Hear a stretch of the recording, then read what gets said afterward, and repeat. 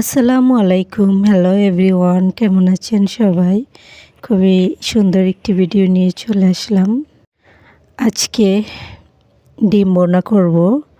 ডিম বোনা করার জন্য ডিম সিদ্ধ করা লাগবে না, জাস্ট ডিম পোচ করে কিন্তু ডিম বোনা করা যায়।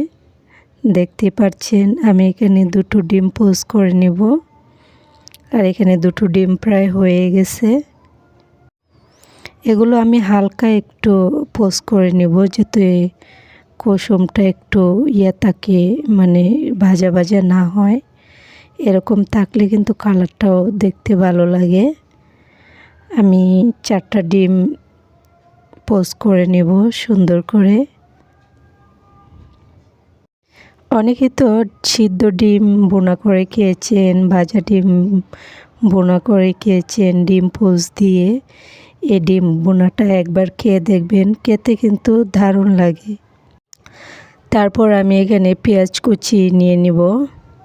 পেঁয়াজ কুচিগুলো ভালো করে একটু ব্রাউন কালার হয়ে আসা আগ পর্যন্ত একটু ভেজে নিব। আমি পেঁয়াজগুলো ভেজে নিচ্ছি। ইদানিং ডিমের ভিডিওগুলো বেশি ভাইরাল হচ্ছে, তারপরে কাটিং ভিডিও এগুলো হচ্ছে ফেসবুকে বেশি হচ্ছে। আমি জানি না আমার ভিডিওগুলো কবে ভাইরাল হবে, আমি এই আশায় আছি। তবু আশা ছাড়তে নেই, ধৈর্য সহকারে কাজ করছি। সবাই আমাকে একটু সাপোর্ট করবেন, আমার পাশে থাকবেন। যেহেতু ইউটিউবে আমি নতুন, উঠতে একটু সময় লাগবে। কপাল যাদের ভালো হয় তারা কিন্তু তাড়াতাড়ি উঠে যায়, আর যাদের কপাল মন্দ আমার মতো তারা কিন্তু উঠতে একটু দেরি হবে।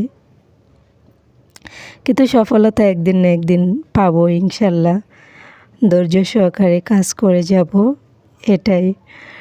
আর আমি একা কাজ করলে হবে না, আপনাদের সাপোর্টও লাগবে। সবাই আমার পাশে থাকবেন। এখানে আমার ডিমের যে মশলাটা সেটা কষানো হয়ে গেছে।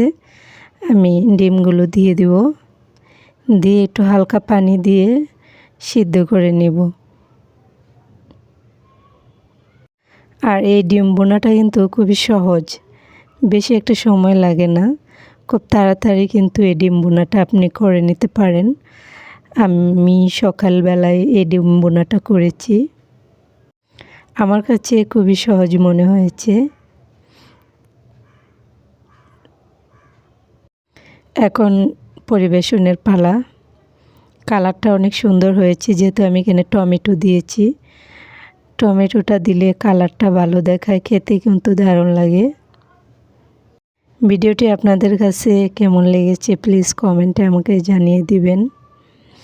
লাইক, কমেন্ট এবং সাবস্ক্রাইব করে সবসময় কিন্তু আমার চ্যানেলের পাশেই থাকবেন। খোদা হাফেজ।